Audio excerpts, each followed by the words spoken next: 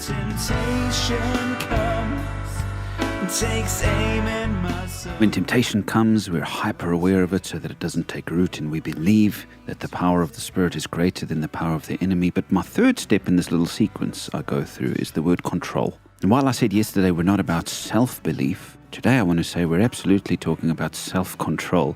The Spirit's empowering does not absolve us of the responsibility to have self-control. It's still up to us to do the work of resisting. We just don't do it in our power. We do it in great faith and trust that the Spirit is the one empowering us. It really would be foolish of us to declare our trust in the Spirit's power and then expect the Spirit to do what we must do, to resist for us. God's not going to magically make the temptations disappear. He's not going to knock the spoon out of your hand. But if you believe in His power and His presence in you, you're glad to control yourself in order to honor Him. And most people make the mistake of putting this at the top of their resisting temptation strategy.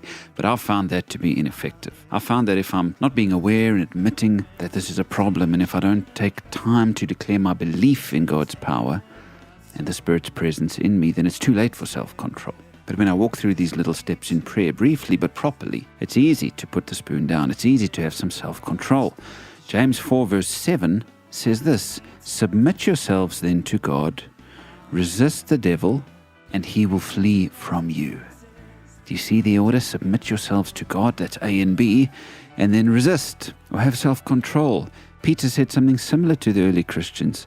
1 Peter 5 verse 8 and 9, "Your enemy, the devil, prowls around like a roaring lion, looking for someone to devour," so that's awareness. Resist him, Peter says, standing firm in the faith.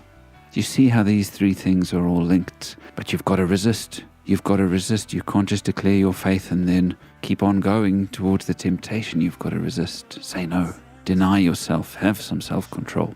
And so, my friends, whenever the enemy comes at you, go through this little ABC list in your mind. And I believe, like countless other Christians, you'll find you can control yourself because the Spirit is in you. And when you resist in faith, the evil one has no power over you, and you can watch in joy as he scurries away from you in shame. Lord, when temptation